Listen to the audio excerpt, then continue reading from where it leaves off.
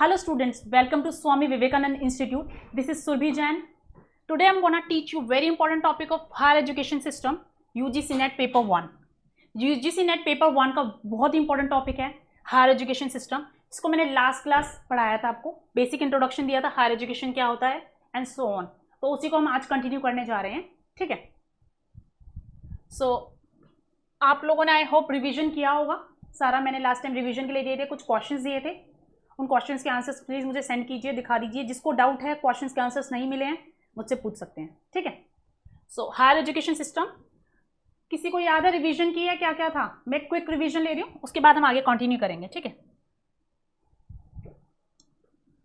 जी. तो सबसे पहले बताया था हायर एजुकेशन होता क्या है. व्हाट इज हायर एजुकेशन, किसे कहा जाता है हायर एजुकेशन? हम हायर एजुकेशन सिस्टम सीख रहे हैं, उच्च शिक्षा प्रणाली के बारे में पढ़ रहे हैं. हमें पता होना चाहिए हायर एजुकेशन कहते किसे हैं, होता क्या है हायर एजुकेशन, क्या होती है हायर एजुकेशन.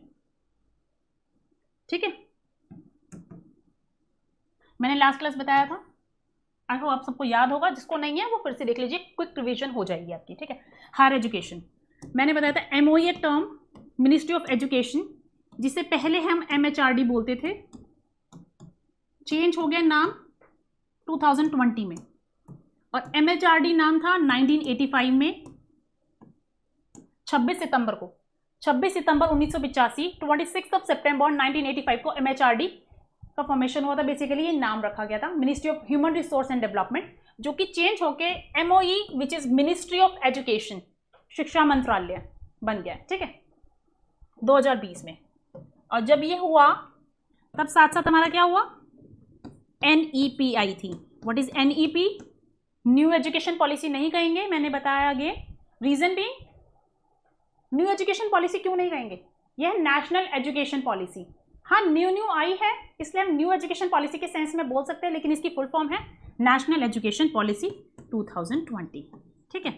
इससे पहले कौन सी थी, एनपीई. लेटर्स आगे पीछे है, मीनिंग है national policy on education. National policy on education कौन सी ईयर में आई थी ये, 1986 में. क्लियर है ये अच्छे से. सो हायर एजुकेशन को एमओई ने डिफाइन किया है. किस तरीके से वो मैं आपको बताती हूँ. MoE that is ministry of education ने डिफाइन किया है. कैसे डिफाइन किया है मैं वो बताती हूँ आज आपको. ठीक है. सिर्फ रिवीजन है, फास्ट फास्ट बताऊंगी. 12 ईयर्स को मैंने शॉर्ट में लिखा है YRS, years of schooling.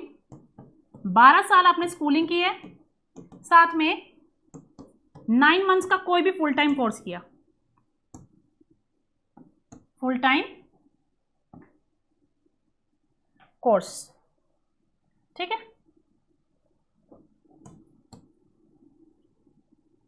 This UFU. ठीक है. या सेकेंड क्राइटेरिया क्या है, 10 ईयर्स ऑफ स्कूलिंग. 10 साल तो आपने स्कूल पढ़ा है, स्कूलिंग की है, एंड साथ में 3 ईयर्स की फर्दर स्टडीज. फर्दर मतलब आगे 3 साल और पढ़े हो आप, तो उसको हायर एजुकेशन में काउंट किया जाएगा. ठीक है, कि आपने हायर एजुकेशन अटेन की है, आपने उच्च शिक्षा प्राप्त की है. समझ आ रहा है.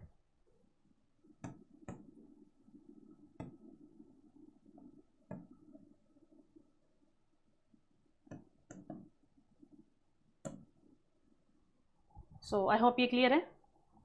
उसके बाद मैंने क्या बताया था, हायर एजुकेशन कैसी हो सकती है.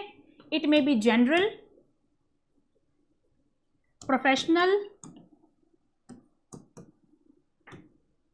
वोकेशनल, या फिर किसको पता है, जनरल, प्रोफेशनल, वोकेशनल या टेक्निकल. किसी भी नेचर की हो सकती है, कैसी भी फॉर्म में हो सकती है हायर एजुकेशन. ठीक है.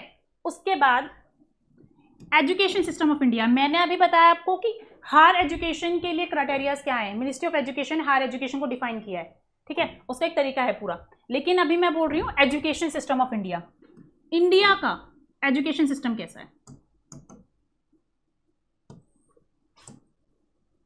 शिक्षा प्रणाली, उच्च शिक्षा प्रणाली नहीं बोल रही हूं मैं, भारत, इंडिया की. ठीक है. क्या है इसमें, 3 पार्ट्स हैं. क्लासिफिकेशंस, फर्स्ट हमारा एलिमेंट्री एजुकेशन। एलिमेंट्री मतलब सबसे पहले जो दी जाती है प्राथमिक शिक्षा।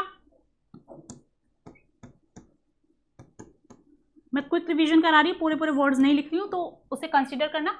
लास्ट सेशन की वीडियो देख के या लास्ट सेशन को रिवाइज कर लेना, सब लिखवाया मैंने अच्छे से, ठीक है। एलिमेंट्री एजुकेशन प्राथमिक शिक्षा।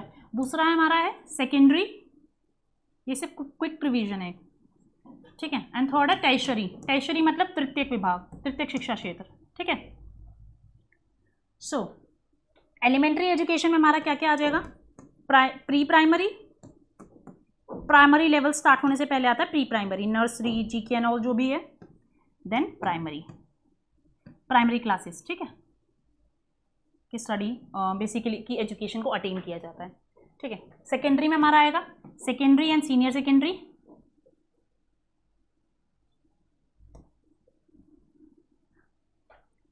Senior secondary,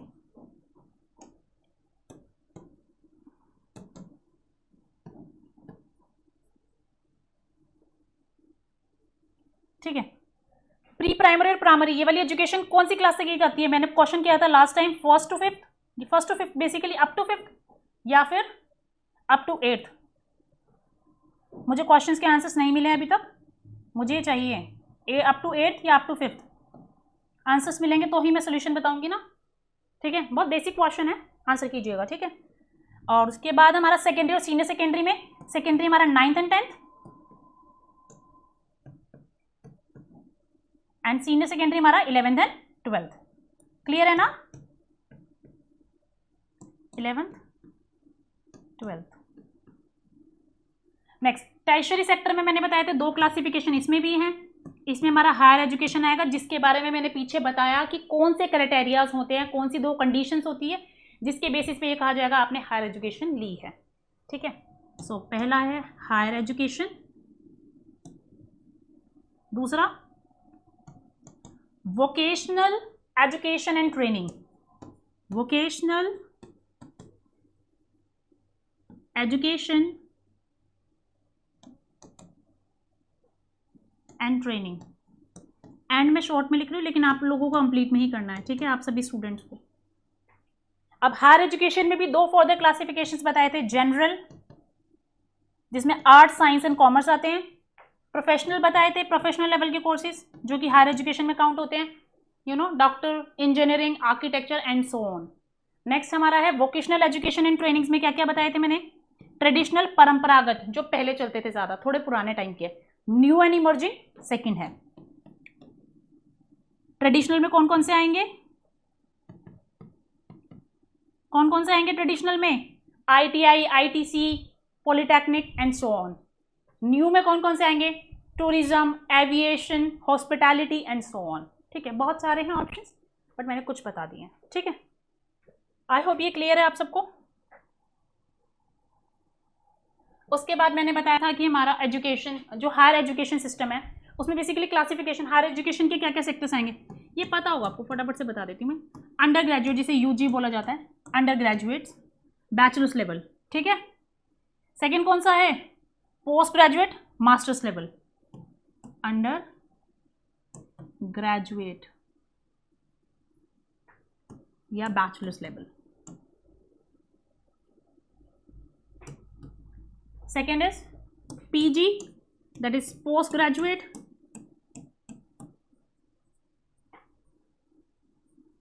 or master's level, right? Third one is doctoral studies,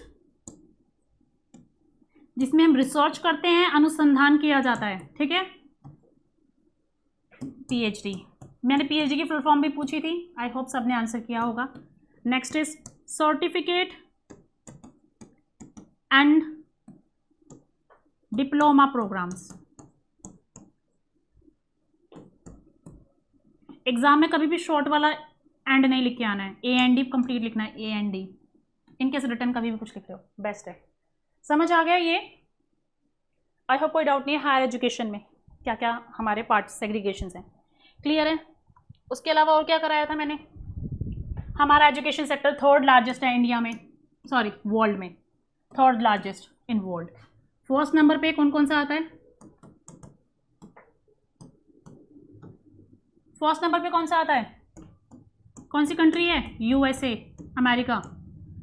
second पे, सेकंड रैंक किसकी है? चाइना। ठीक है ना? कोई डाउट तो नहीं है इन सब में? किसी को कोई भी डाउट हो मुझसे पूछ सकते हैं, कमेंट बॉक्स में कमेंट कीजिए, डायरेक्टली पूछिए, कोई डाउट बात के लिए नहीं छोड़ना है, ठीक है? उसके अलावा मैंने एक और टर्म बताई थी which is called as demographic dividend. बाकी जो बच्चा खुद रिवाइज करना मैंने करा दिया, पूछिए, ठीक है? This is last thing that I am telling you now for this revision part. Quick revision है, फटाफट से कंप्लीट करते हैं। डेमोग्राफिक डिविडेंड जिसे जनसांख्यिकीय लाभांश बोला जाता है, ठीक है? डेमोग्राफिक डिविडेंड जिसको जनसांख्यिकीय लाभांश कहा जाता है, इसमें वर्किंग क्लास पॉपुलेशन ज़्यादा होती है नॉन वर्किंग से, तो उसमें बेसिकली हमारी कंट्री को बेनिफिट होता है इकोनॉमिक लेवल पे, इकोनॉमिक ग्रोथ इंश्योर होती है, इकोनॉमिक ऐसी इकोनॉमिक कंडीशन है जिसमें हमारा वर्किंग क्लास पॉपुलेशन ज़्यादा होती है नॉन वर्किंग से। एजुकेशन बहुत ही इंपॉर्टेंट कंट्रीब्यूटरी है इसका, ठीक है? आई होप कोई भी डाउट नहीं है, हो तो पूछ लेना, ठीक है? So will continue with today's class. आपको याद होगा मैंने बताया था हमारा हमें हायर एजुकेशन की इंस्टीट्यूशंस कौन कौन सी होती है? किस किस को याद है मैंने कौन कौन सी इंस्टीट्यूशंस बताई थी जो हमारी हायर एजुकेशन की होती है? Institution that provides us higher education. 3 main categories बताई थी मैंने बोला था वो सब की सब सर्वे में किसी ना किसी सर्वे में कवर्ड है, मतलब basically they are listed kind of, ठीक है? कौन कौन सी है? यूनिवर्सिटीज, सेकेंड कॉलेजेस और institutions affiliated or recognized to universities, third is बताइए stand alone institutions which are neither affiliated nor recognized to universities। affiliated जुड़ा होना किसी से, recognized मान्यता प्राप्त, जिनको मान्यता प्राप्त नहीं है ना ही वो किसी यूनिवर्सिटी से जुड़ी है, उनके अंडर काम नहीं कर रही है, वो स्टैंड अलोन इंस्टीट्यूशंस कहलाएंगे, ठीक है? यूनिवर्सिटीज जो कि मैं बताने वाली हूँ, ठीक है? मैंने बताया था लास्ट क्लास में सेंट्रल, स्टेट एंड ऑल, हम डिस्कशन करेंगे।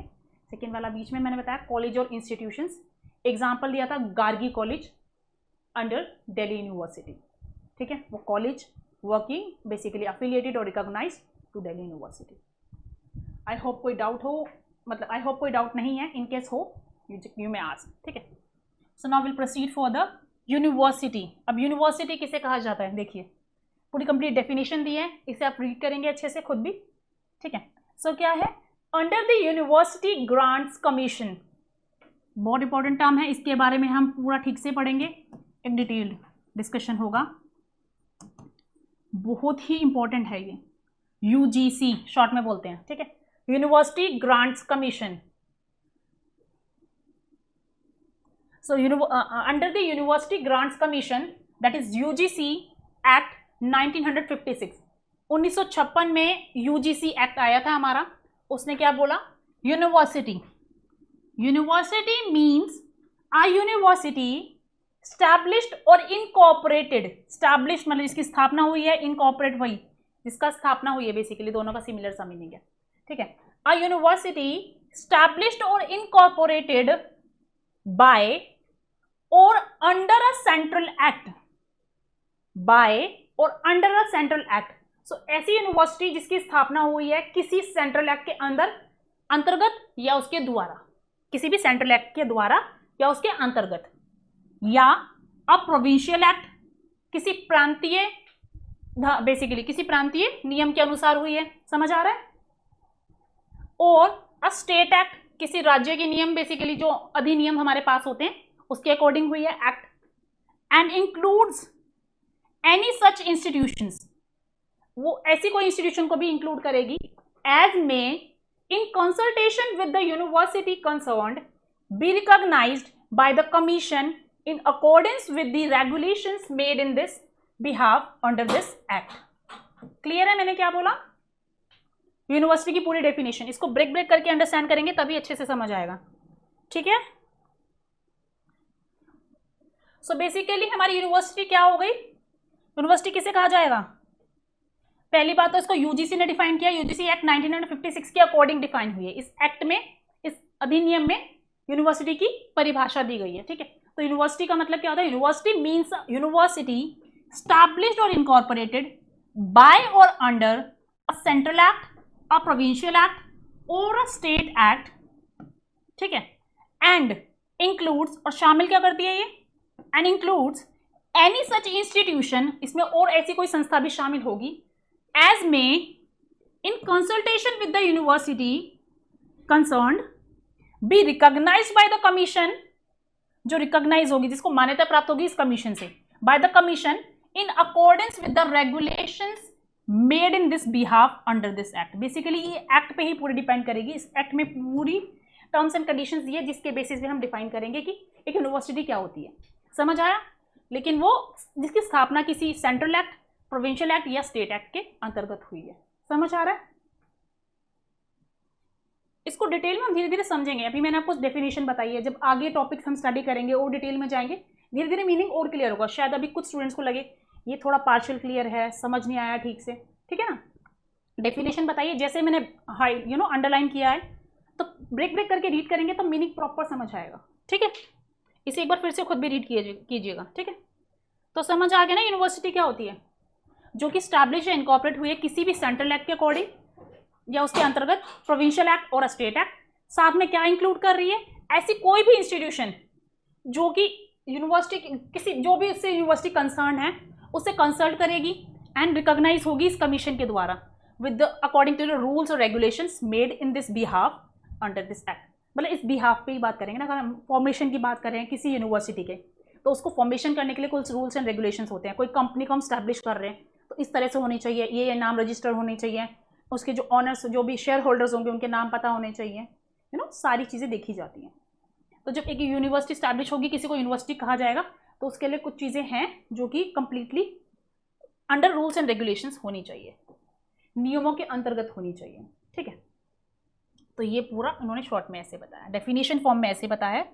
जब डिटेल हम स्टडी करते हैं तो क्लॉजेज आ जाते हैं, अलग अलग हिस्से आ जाते हैं, पार्ट्स आ जाते हैं, जिसके अकॉर्डिंग हम देखते हैं हाँ ये हो गया, ठीक है। जो रह गया उसको करा जाता है पूरा, सारी कंडीशंस पूरी होनी चाहिए तभी यूनिवर्सिटी कहलाएगी वो। समझ आया अच्छे से? आई होप किसी को कोई डाउट नहीं है। कोई भी डाउट है मुझसे पूछ सकते हैं फिर से, कमेंट्स में कीजिए, कमेंट बॉक्स में कमेंट कीजिए एंड पूछ लीजिए, ठीक है। नाउ नेक्स्ट टॉपिक क्लियर है? University, state act, provincial act, central act, ये तीन चीज टर्म्स मेन है, बाकी आगे इंक्लूड करेगी ऐसी कोई भी इंस्टीट्यूशन एंड ऑल, ठीक है ना। ओके, जिसको समझ आ गया कमेंट बॉक्स में ओके लिख के भेजिए, हाँ समझ आ रहा है। कोई डाउट है तो मुझसे पूछिए फिर से, ठीक है। नाउ मैं नेक्स्ट टॉपिक पे जा रही हूँ, ठीक है। Next topic is categories of university और यूनिवर्सिटी लेवल इंस्टीट्यूशंस। क्या? कैटेगरीज ऑफ यूनिवर्सिटी और यूनिवर्सिटी लेवल इंस्टीट्यूशंस। अब यूनिवर्सिटी की कौन कौन सी कैटेगरीज होंगी या यूनिवर्सिटी के लेवल की जो इंस्टीट्यूशंस होगी उनकी क्या कैटेगरीज होंगी। बेसिकली यूनिवर्सिटी के क्लासिफिकेशंस की बात करें, कौन कौन से पार्ट्स आएंगे इसमें, समझ आ रहा है अच्छे से? फर्स्ट है central university, state university, deemed to be university, state private university जिसको हम प्राइवेट यूनिवर्सिटी कह देते हैं, निजी विश्वविद्यालय, ठीक है। प्राइवेट इज निजी,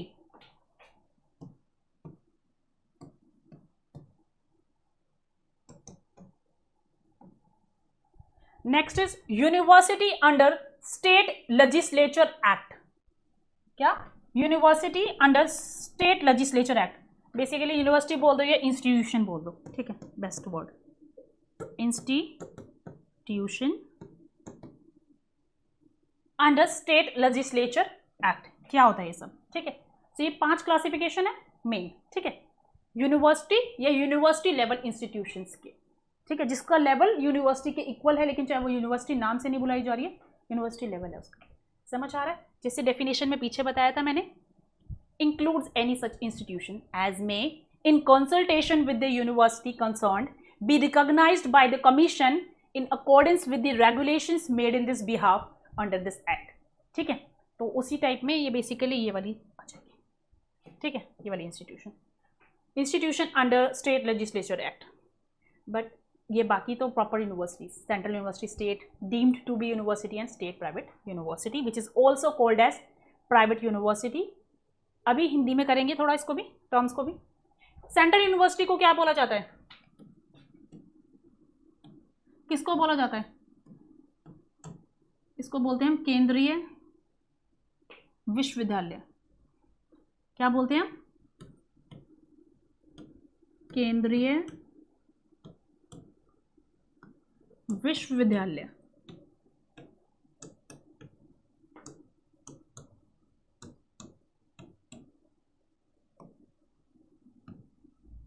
ठीक है।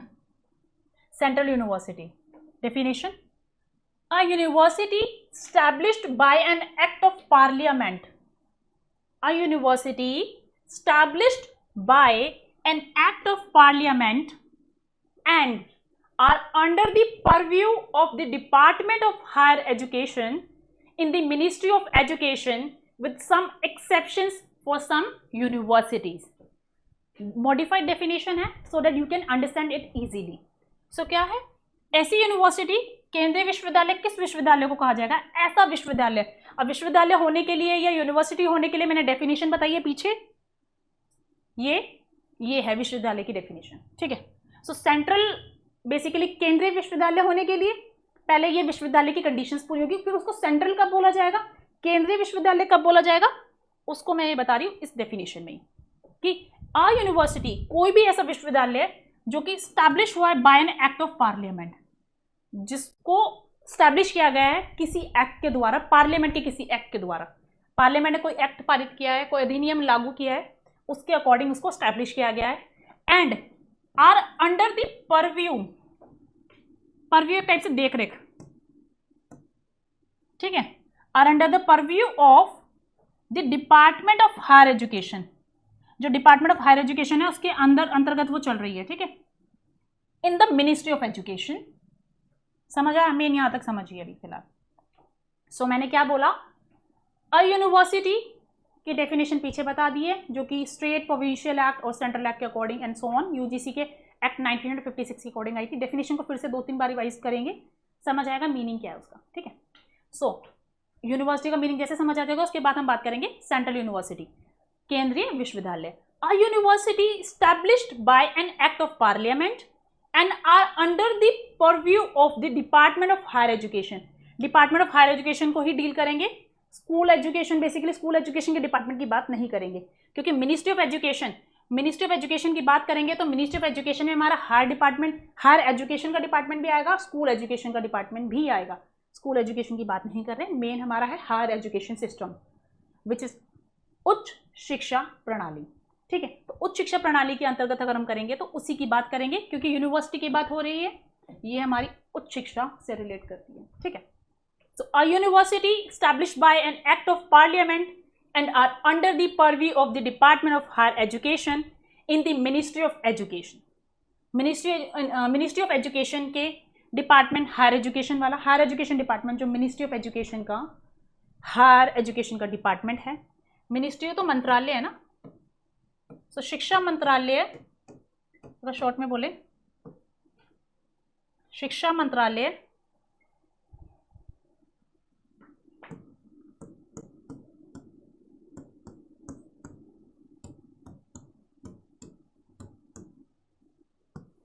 के अंदर कौन सा विभाग? 2 विभाग है, तो स्कूल एजुकेशन बेसिकली का है और एक हायर एजुकेशन का है। तो शिक्षा मंत्रालय में कौन सा विभाग बोल रहे हैं? उच्च शिक्षा विभाग।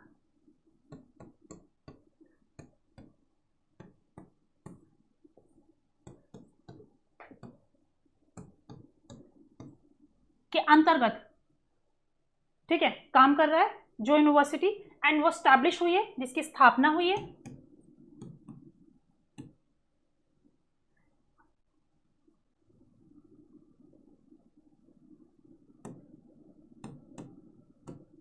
पार्लियामेंट के किसी अधिनियम के अनुसार। ठीक है, by the act of parliament. समझ आ गया? Simple about definition, act of parliament and under the purview of department of higher education, जो कि उच्च शिक्षा विभाग है, और शिक्षा मंत्रालय है। शिक्षा मंत्रालय इज मिनिस्ट्री ऑफ एजुकेशन। अब एक छोटी सी चीज और लिखी है मैंने यहाँ पे, क्या लिखा है ये? With some exceptions for some universities. कुछ यूनिवर्सिटीज के लिए कुछ एक्सेप्शंस हैं। क्या है वो? कि देखो मैंने बोला मिनिस्ट्री ऑफ एजुकेशन के अकॉर्डिंग आएगा हायर एजुकेशन, लेकिन हायर एजुकेशन जरूर नहीं है मिनिस्ट्री ऑफ एजुकेशन के अंडर ही आए, और भी मिनिस्ट्रीज है जिनके अंदर हमारी यूनिवर्सिटीज स्टैब्लिश होती है, सेंट्रल यूनिवर्सिटीज़ भी होती हैं, उसका डिस्कशन हम डिटेल में बाद में करेंगे थोड़ा और, बट एक्सेप्शंस इसलिए लिख दिया ताकि आपको ये चीज़ क्लियर रहे कि हाँ ऐसा कुछ भी है, ठीक है। बट मोस्टली आपको डेफिनेशन यही समझनी है कि which is established by an act of parliament and are under the purview of department of higher education in the ministry of education. Exception वाला केस इसलिए लिखा है क्योंकि कुछ और मिनिस्ट्री भी है, शिक्षा मंत्रालय में आ रही है उच्च शिक्षा विभाग, एंड यू नो हम सारी यूनिवर्सिटीज़ की बात करें लेकिन और भी होती हैं, ठीक है, उसको हम डिस्कस करेंगे बाद में। तो वही है, संसद के एक अधिनियम द्वारा, पार्लियामेंट मतलब होता है संसद, ठीक है, के अधिनियम द्वारा स्थापित एक विश्वविद्यालय, ये सिंपल सी बात है। संसद ने कोई अधिनियम पास किया, उसके द्वारा जो भी स्थापित हुआ एक विश्वविद्यालय, उसको हम सेंट्रल यूनिवर्सिटी बोलेंगे। समझ आ गया? कोई डाउट तो नहीं है? नंबर ऑफ सेंट्रल यूनिवर्सिटीज कितनी है, ये सब मैंने आपको होमवर्क में दिया है, अभी देखेंगे आगे, कुछ मेरे को पूछना है और फर्दर डिस्कशन हम खुद भी करेंगे, you know,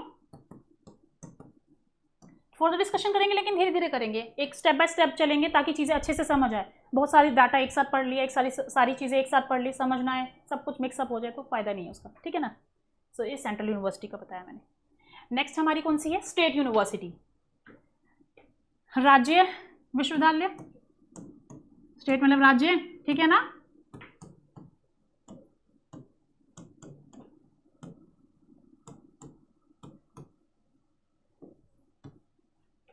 So, state university, a university established or incorporated by a provincial act or by a state act. State university के क्या सिंपल सी डेफिनेशन है, a university that is established or incorporated by a provincial act or a state act, उसे हम state university बोलेंगे। राज्य विश्वविद्यालय मैंने लिखा हुआ है, ठीक है। एक विश्वविद्यालय एक प्रांतीय, प्रोविंशियल मतलब प्रांतीय अधिनियम या राज्य अधिनियम द्वारा स्थापित या निगमित है। समझ आ रहा है? क्लियर है या कोई डाउट है? पीछे मैंने एग्जांपल्स नहीं दिए आपको, एक बार इसके एग्जांपल्स देगा कोई सेंट्रल यूनिवर्सिटीज के, किसी को पता हो?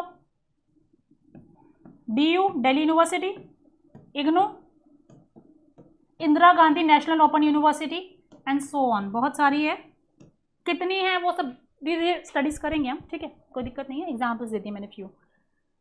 और स्टेट यूनिवर्सिटी मैंने बता दिया क्या होती है, जो भी स्टैब्लिश हुई है या इनकॉर्पोरेट हुई है बाय अ प्रोविंशियल एक्ट और अ स्टेट एक्ट। प्रोविंशियल मतलब प्रांतीय अधिनियम, एक्ट मतलब अधिनियम, ठीक है, एंड स्टेट एक्ट इज राज्य अधिनियम द्वारा स्थापित या निगमित, मतलब चालू, यू नो, निगमित एक टाइप से चल रही है जो चीज उसके अंडर चल रही है, उस एक्ट के अकॉर्डिंग चल रही है, ठीक है। इनकॉर्पोरेटेड इज निगमित, ठीक है, यहाँ लिखा हुआ है मैंने मीनिंग, ठीक है ना, निगमित, और स्टैब्लिश करना किसी चीज़ को स्थापित करना, यू नो, नई नई कोई चीज़ बनी है या जो भी है, ठीक है। अब एग्जांपल्स दे रखे हैं मैंने, कैलिकट यूनिवर्सिटी और कलकत्ता यूनिवर्सिटी, बहुत सारे हैं, कितने नंबर में है वो भी देखेंगे आगे, धीरे धीरे करेंगे स्टडी। क्लियर हो गया होगा आई होप कि स्टेट यूनिवर्सिटी क्या होती है। नेक्स्ट है हमारी deemed to be university. What is this?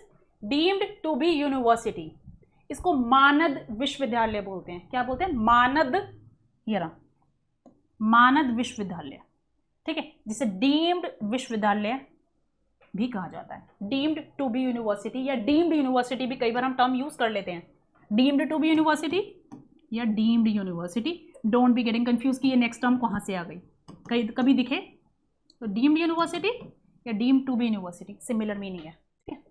सो क्या होती है deemed to be university?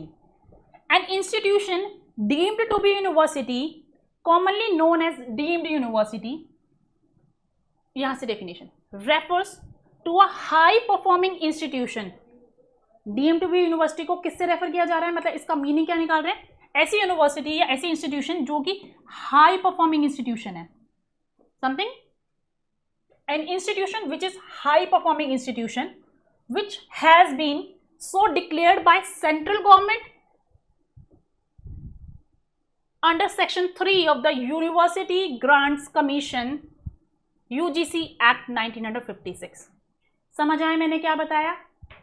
Deemed to be university और डीम्ड यूनिवर्सिटी, जिसको हम मानद विश्वविद्यालय भी बोलते हैं, वो किसको बोलेंगे? सो कोई भी एक ऐसी इंस्टीट्यूशन जो कि हाई परफॉर्मिंग है, बहुत अच्छे लेवल की परफॉर्मेंस दे रही है, रिजल्ट्स वगैरह जो भी है, मतलब बेसिकली रिजल्ट्स की बात नहीं करेंगे, जो बहुत अच्छे लेवल पे परफॉर्म कर रही है, which has been so declared by central government, जिसको डिक्लेयर किया गया ऐसे कि वो हाई परफॉर्मिंग है बाय सेंट्रल गवर्नमेंट। किस सेक्शन के according? Under the section 3 of the UGC act 1956। Short में बताया, UGC act is university grants commission act 1956 which is 1956। Clear है? कोई डाउट तो नहीं है? सो कौन सा अधिनियम है? University grants commission act 1956। और सेक्शन कौन सा? बेसिकली धारा 3 के अकॉर्डिंग सेंट्रल गवर्नमेंट ने अगर बोल दिया हाँ ये इंस्टीट्यूशन बहुत हाई परफॉर्मिंग है, उसे डीम्ड टू बी यूनिवर्सिटी का टैग मिल जाएगा, डीम्ड यूनिवर्सिटी का। क्लियर है अच्छे से? कौन कौन सी है? सुना होगा दिल्ली में जो लोग रहते हैं, बहुत लोगों ने वैसे भी सुना होगा, बहुत फेमस है, Jamia Hamdard is a deemed university, deemed to be university. Next is TERI school of advance studies, TERI TERI, TERI school of advance studies. समझ आया अच्छे से या कोई भी डाउट है? बहुत सिंपल एक्सप्लेन किया है मैंने। रेस्ट कोई भी अगर इससे रिलेटेड कोई भी डाउट आता है पूछ सकते हैं, ठीक है। एक बार थोड़ा सा क्विक रिवीजन ले लेते हैं क्योंकि काफ़ी देर से मैं करा रही टॉपिक्स, तो थोड़ा क्लियर हो जाएगा। लास्ट क्लास का मैंने करा दिया था। यूनिवर्सिटी क्या होती है? 1956 में यूजीसी एक्ट आया था, उसके अकॉर्डिंग यूनिवर्सिटी को डिफाइन किया गया था, जो कि स्टैब्लिश या इनकॉर्पोरेटेड है। स्टैब्लिश मतलब जिसकी स्थापना हुई है या जिसका निगमन हुआ है सेंट्रल एक्ट के थ्रू, प्रोविंशियल एक्ट के थ्रू या स्टेट एक्ट के थ्रू। एंड इसमें कोई भी ऐसी इंस्टीट्यूशन भी आ सकती है जो which is in consultation with the university concerned be recognized by the commission in accordance with the regulations made in this behalf under this act। जिसका मैंने एग्जांपल दिया था आपको, ये वाला institution under state legislature act, ठीक है ना। फिर मैंने कैटेगरीज बताई थी यूनिवर्सिटी या यूनिवर्सिटी लेवल इंस्टीट्यूशंस की, central, state, deemed to be, state private university and institution under state legislature act. ये मैं बता चुकी हूँ, ये भी और ये भी, ठीक है। सेंट्रल बता दी मैंने, जो एक्ट ऑफ पार्लियामेंट, जो कि संसद के अधिनियम द्वारा स्थापित होती है, ठीक है। शिक्षा मंत्रालय के उच्च शिक्षा विभाग में भी आती है। कुछ एक्सेप्शंस है, कुछ छूट है। क्या है कि कुछ और ऐसे हायर एजुकेशन, कुछ ऐसी सेंट्रल यूनिवर्सिटीज़ हैं जो कि मिनिस्ट्री ऑफ एजुकेशन के अंतर्गत नहीं आती है, ठीक है। एग्जाम्पल्स के लिए मैंने बताया सेंट्रल यूनिवर्सिटी का DU, Delhi university, IGNOU, Indira Gandhi national open university and so on. State university, राज्य विश्वविद्यालय, a university established or incorporated by a provincial act or by a state act, ठीक है। कैलिकट एंड कैलकटा यूनिवर्सिटी, जिसका निगमन या प्रतिस्थापन बेसिकली जिसे स्थापित हुई है किसी प्रांतीय अधिनियम या राज्य अधिनियम के अंतर्गत या द्वारा, ठीक है। डीम टू बी यूनिवर्सिटी अभी भी बताया मैंने, धारा 3, ठीक है। और सेंट्रल गवर्नमेंट को बोलते हैं केंद्र सरकार, ठीक है। हाई परफॉर्मिंग इंस्टीट्यूशंस जो होती है, ठीक है ना। उच्च प्रदर्शन, हाई परफॉर्मिंग इज उच्च प्रदर्शन करने वाला संस्थान। संस्थान किसको बोलते हैं? इंस्टीट्यूशंस को, ठीक है। TERI school of advance studies and Jamia Hamdard. Now we are going to the next one, state private universities, जिसको मैंने बोला प्राइवेट यूनिवर्सिटी भी कहा जाता है। स्टेट प्राइवेट यूनिवर्सिटीज क्या होती है? ये अ university established through a state और सेंट्रल एक्ट, ऐसी यूनिवर्सिटी जिसकी स्थापना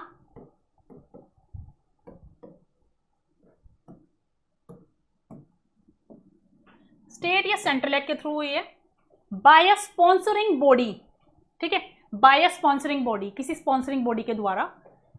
विद बेसिकली एग्जांपल बता रहे जैसे कि a society registered under the societies registration act 1860, या तो ये स्पॉन्सरिंग बॉडी का एग्जांपल, ठीक है, कि society registered under the societies registration act 1860, और या तो any other corresponding law for the time being in force, जो कि उस समय लॉ चल रहा है, ठीक है। ये लॉ एक है एग्जांपल के लिए, या कोई ऐसा लॉ जो कि उस समय के लिए, ऐसा अधिनियम या ऐसा नियम जो कि उस समय के लिए उस जगह पे है।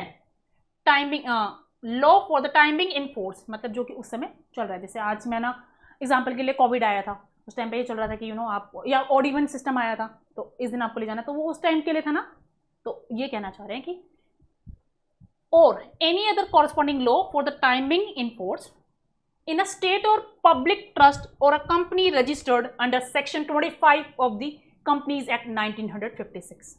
ये पूरी कंडीशन बता दी है स्टेट प्राइवेट यूनिवर्सिटीज की या प्राइवेट यूनिवर्सिटीज की, निजी विश्वविद्यालय, ठीक है। अब यहाँ पे क्या है, एक प्रयोजन निकाय द्वारा एक राज्य केंद्रीय अधिनियम के माध्यम से स्थापित एक विश्वविद्यालय, क्या बोल रहे हैं, एक प्रयोजन निकाय द्वारा, प्रयोजन निकाय मतलब हो गया स्पॉन्सरिंग बॉडी, ठीक है, द्वारा एक राज्य केंद्रीय अधिनियम, राज्य या केंद्रीय, राज्य मतलब स्टेट, केंद्रीय मतलब सेंट्रल एक्ट, स्टेट या सेंट्रल एक्ट के माध्यम से स्थापित एक विश्वविद्यालय, ऐसा विश्वविद्यालय जो कि स्पॉन्सरिंग बॉडी के द्वारा किया गया है, लेकिन किसके थ्रू, स्टेट मतलब राज्य, सेंट्रल मतलब केंद्रीय अधिनियम के अंतर्गत, ठीक है, माध्यम से स्थापित हुआ है। जैसे कि अब ये बोले स्पॉन्सरिंग बॉडी कौन कौन सी हो सकती है हमारी, सोसाइटी पंजीकरण अधिनियम 1860, ये हो सकती है 1860, या अन्य किसी संबंधित कानून, लो बोल रहे हैं तो किसी और संबंधित कानून से के तहत पंजीकृत एक राज्य या एक सार्वजनिक ट्रस्ट या कंपनी की धारा 25 के तहत पंजीकृत कंपनी। समझ आया मैंने क्या लिखा है सब, बहुत सिंपल सी डेफिनेशन है। कंडीशन है वो तो आपको खुद से लर्न करनी होगी कि कौन सी यूनिवर्सिटी कौन सी कब कहलाएगी, ठीक है, पर मैंने एक्सप्लेन कर दिया आपको, कानून लो। कोई डाउट हो तो पूछ लीजिएगा, ठीक है। मैंने यहाँ प्राइवेट यूनिवर्सिटीज के एग्जाम्पल्स नहीं दिए हैं, मुझे कम से कम 2-3 एग्जाम्पल्स चाहिए, ये होमवर्क एक्स्ट्रा है, जो होगा उसके अलावा लिखना सब कमेंट बॉक्स में या जैसे भी होमवर्क में लेके आना है। Next which is the last one, institutions under state legislature act.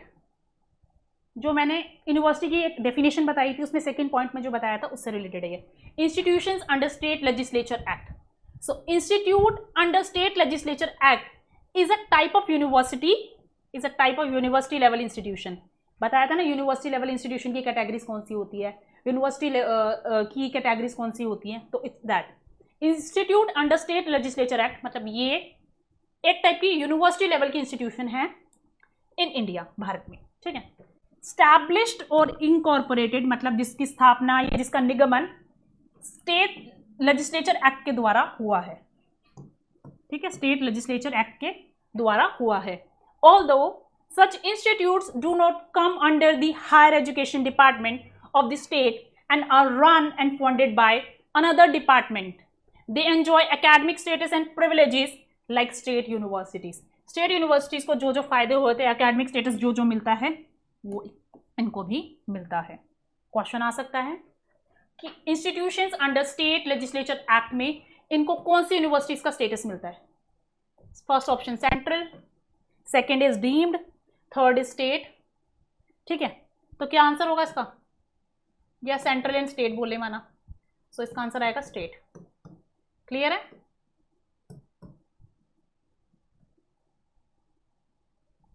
D capital, ठीक है ना, समझ आ रहा है।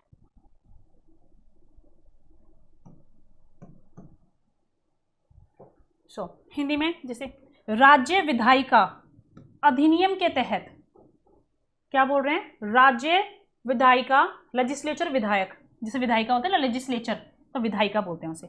राज्य मतलब स्टेट, विधायिका अधिनियम के तहत मतलब ये वाला स्टेट लेजिस्लेचर एक्ट के तहत संस्थान भारत में एक प्रकार का विश्वविद्यालय स्तर का संस्थान है। मतलब ये जो है इंस्टीट्यूशन, जो ये संस्थान है, institution under state legislature act, मतलब ऐसा संस्थान जो कि राज्य विधायिका अधिनियम के अंदर चल रहा है, वो एक विश्वविद्यालय स्तर का ही संस्थान है जिसे राज्य विधायिका अधिनियम द्वारा स्थापित या निगमित किया जाता है। समझ आ रहा है, जिसे स्टेट लेजिस्लेचर एक्ट, जिसे राज्य विधायिका अधिनियम भी कहते हैं हिंदी में, के द्वारा स्थापित या निगमित किया जाता है। क्लियर है। हालांकि ऐसे संस्थान राज्य के उच्च शिक्षा विभाग के अंतर्गत नहीं आते हैं, ठीक है। जनरली क्या बोल रहे हैं, जो ये ऐसी इंस्टीट्यूशंस होती है इन्हें हायर एजुकेशन डिपार्टमेंट में इंक्लूड नहीं किया जाता है और किसी अन्य विभाग द्वारा संचालित और वित्त पोषित किया जाता है। वित्त पोषित मतलब वित्त क्या होता है, फाइनेंस, फाइनेंसिंग किया जाता है, फाइनेंस किया जाता है, ठीक है। राज्य विश्वविद्यालय, पूर्ण विराम है, राज्य विश्वविद्यालयों जैसे शैक्षणिक स्थिति और विशेषाधिकारों का आनंद लेते हैं। ये कंप्लीट नहीं है हिंदी में ठीक से। इनका कहने का मतलब यह है कि जो institutions under state legislature act है, जो ऐसी संस्थाएं हैं जो राज्य विधायिका अधिनियम के तहत चलती है, उनको राज्य विश्वविद्यालयों मतलब स्टेट यूनिवर्सिटीज, जो मैंने क्वेश्चन किया था कि जैसे अकेडमिक स्टेटस मतलब शैक्षणिक स्थिति मिलती है, उनका फायदा मिलता है, और प्रिविलेजेस लाइक स्टेट यूनिवर्सिटीज मतलब जो विशेष अधिकार स्टेट यूनिवर्सिटी को मिलते हैं वो इनको भी मिलते हैं। आई होप ये क्लियर है। पॉइंट्स वाइज भी आप लिखेंगे तो पॉइंट्स निकल के आ जाएंगे, फिर पता चल जाएगा कि कौन सी इंस्टीट्यूशंस ऐसी इंस्टीट्यूशंस होती हैं जो कि under state legislature act form होती है, और वो ये कौन सी होती हैं। ठीक है ना, आई होप ये क्लियर है। ठीक है ना, सो ये आज का मेन था। उसके बाद डू इट योरसेल्फ होमवर्क है, 2 times revision after I just wind up this class. ये क्लास जब खत्म हो जाती है, before I start up a new class, next session जब भी स्टार्ट होगा उससे पहले आपको रिवाइज करना है ओरली, 2 बार हो गया टोटल। ठीक है, एंड होमवर्क में ये क्वेश्चन है, number of state, central, state, private and deemed to be universities in India कितनी है। क्वेश्चन सर्च कीजिए, इसका आंसर मुझे चाहिए। ठीक है, और एक क्वेश्चन, कुछ क्वेश्चन और मैंने दिए थे वो भी कर लेना। ठीक है, जैसे एक क्वेश्चन था मेरा पीछे दिया था, एक second, just skipped out of my mind, it was just there in my mind. हाँ, 2-3 एग्जांपल्स देने स्टेट प्राइवेट यूनिवर्सिटीज के। ठीक है, बाकी सब यूनिवर्सिटीज के कुछ और एग्जांपल्स भी लिख के लाने आपको। ठीक है,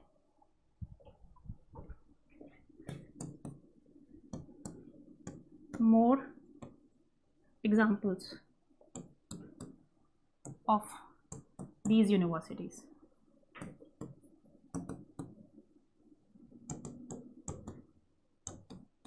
एंड आगे आने वाले सेशंस में हम यूजीसी के बारे में स्टडी करेंगे, बहुत इंपॉर्टेंट है। बाकी इन टॉपिक्स को भी थोड़ा और डिटेल में आगे अंदर जाएंगे, कितनी यूनिवर्सिटीज़ हैं, कैसे हैं, एंड सो ऑन। ठीक है, so I am done with my class, thank you, have a nice day.